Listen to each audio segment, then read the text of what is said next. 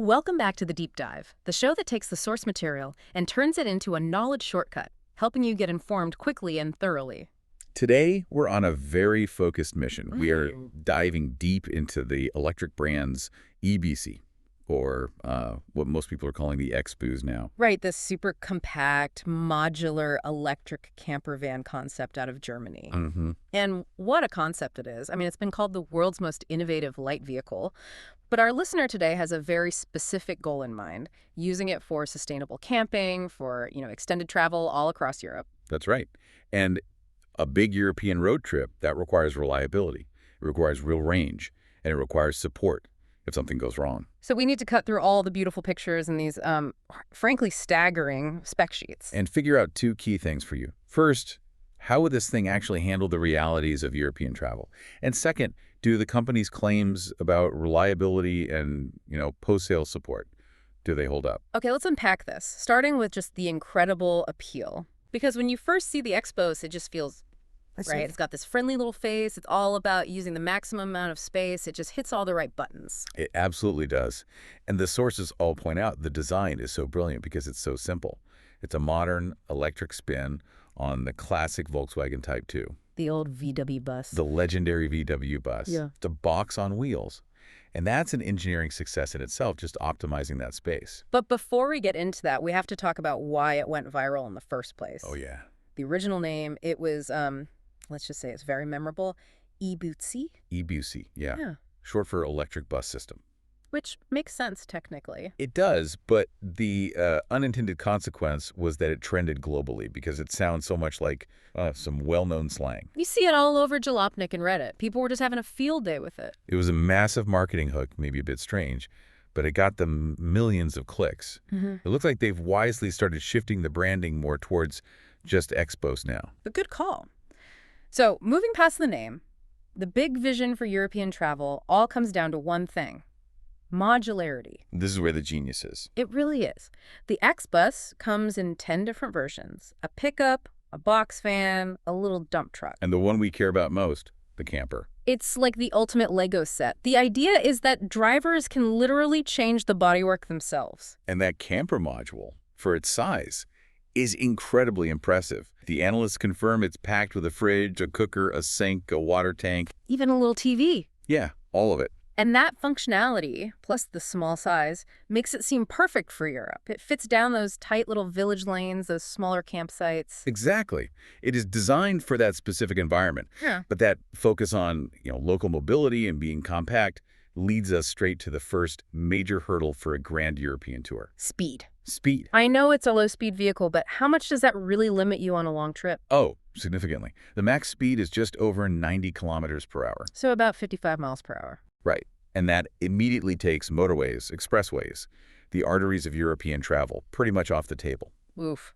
So if you're trying to get from, say, Berlin to Paris, you're stuck on the slow roads. That's a huge deal. It completely changes the trip. It's no longer efficient travel. It becomes slow, scenic travel, which is charming, but it means much longer drive times. And this whole limitation, it's not an accident. It's baked into the engineering, the legal side of it, right? It is. And this is so important for understanding the safety side. The whole vehicle only weighs 450 kilograms. It's a super light vehicle. Wow. So it falls into these special EU categories for low-power vehicles like the Renault Twizy or the Citroën Ami. So it's not even trying to be a normal car. Not at all. It passes crash tests, but under those very specific low-speed rules. And as the critics point out, a vehicle that weighs barely more than 4 adults is just not designed to handle a high-speed crash with a standard car. It's for local, sustainable trips, not high-speed cruising. That makes sense. It defines its niche, but definitely impacts the travel plan. Okay, now let's get into the mechanics.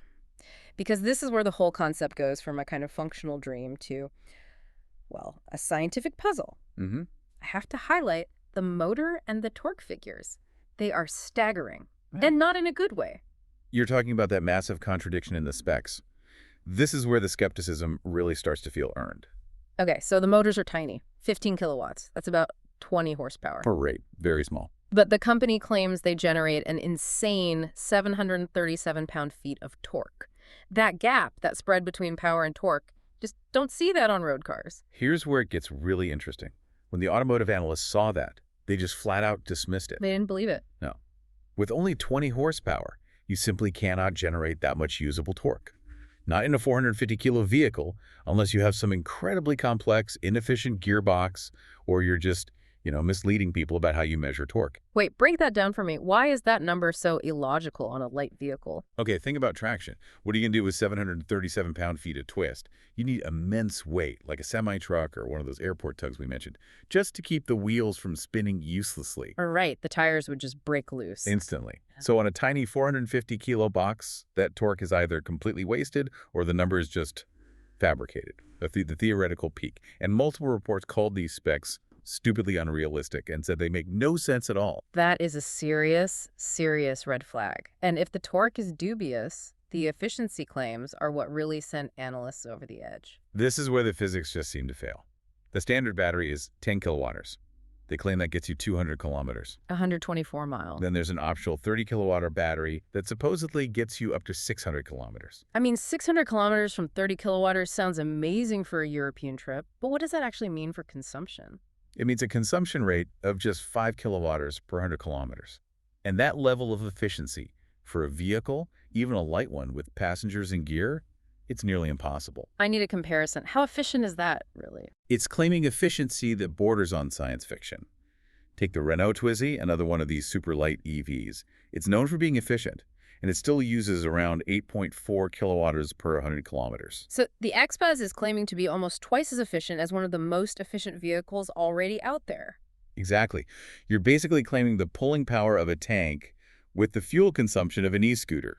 It doesn't add up. I saw one comment that said it was an ambition, not a realistic number. That's a good way to put it. They're clearly not accounting for basic things, like wind resistance or the power needed to run the fridge in the camper. And then on top of all that, they claim the solar panels can add up to 200 kilometers of range every single day. And that claim was just met with a flat never. Every expert source said that's physically impossible outside of a perfect lab. And this pattern of overclaiming, it leads us right to the listener's most important question. Can you trust it? What's the bottom line? Is the eBussy going to be reliable? Well, the sources widely call this thing vaporware until proven otherwise, or just an artist's drawing. So not a real vehicle in development. Not in a way that inspires confidence. When the basic specs defy physics like this, how can you trust its future performance or reliability? And there's actual business evidence to back up that skepticism. We do. Reports noted that when they took pre-orders, the deposit required was a cool €0. Nothing. Which is great for the customer, no risk. But it also signals a total lack of manufacturing confidence from the company. Some analysts even suggested the whole startup is just designed to pay the founders' salaries for a few years, not to actually build cars. Wow. And that complete lack of substance just undermines any promise of reliability. Which makes taking this on a big European trip sound, well, incredibly risky. But before we deliver the final verdict, let's touch on the ideas that are good. Agreed. Because there are great ideas here. The battery system itself is actually quite clever. They're designed to be hot swappable. Right. You pull up to a station and swap a dead pack for a full one in minutes, not hours. And they're stored smartly, under the bed or in a tray. I mean, that could solve the biggest anxiety of EV travel. It would be a game changer if the infrastructure was there. And we can't ignore the price. That's a huge positive. It starts around 15,800 euros. The camper version is about 28,000 euros. That is incredibly accessible. I mean, other electric camper conversions can be double or triple that price, easily. So we have this cheap, clever concept, but with specs that defy physics and a company that everyone thinks might not even deliver. Which brings us right back to your core question about support. If you are out there traveling across Europe, you have to know, is this thing reliable? And if I break down in the middle of Spain, is anyone going to come help me? And if we connect this to the bigger picture, this is where we have to give you the hard answer based on the sources. We look through everything, technical analyses, price breakdowns, everything. And on the topic of support, there was silence. Complete silence. No warranty info, no service network. Zero information on warranty. Zero information on a service network. Nothing about post-sales assistance. And given that they haven't even proven they can build the vehicle, this absence of a service plan is really the final nail in the coffin. So we have to conclude that any promise of long-term reliability or guaranteed service for a trip across Europe is, well, it's impossible to assess. It just reinforces the idea that this is a concept, A compelling image, but just an image. The dream of the eBussy is perfect for European camping, but the reality is built on sand. So what does this all mean? The XBuzz has the potential to be a brilliant modular solution for travel, but until the company delivers realistic specs and, crucially, a concrete plan for service and warranty, it just can't be considered a reliable vehicle. It's the perfect vision with, so far, a fictional reality. And that leaves us with a provocative thought for you to chew on. Given that the specs are unrealistic and the production date keeps slipping, it's currently autumn 2025. Will established players like VW with their ID Buzz, or even existing conversions of the Nissan ENV, will they just seize this whole market before this compelling concept ever becomes a physical reality? Window is open, Hmm. but the product has to actually materialize to get through it. Thank you for joining us for this deep dive into what might be the most ambitious and perhaps most fictional electric camper of our time. If you enjoy getting this kind of knowledge shortcut, be sure to follow the channel for more deep dives. We'll see you next time.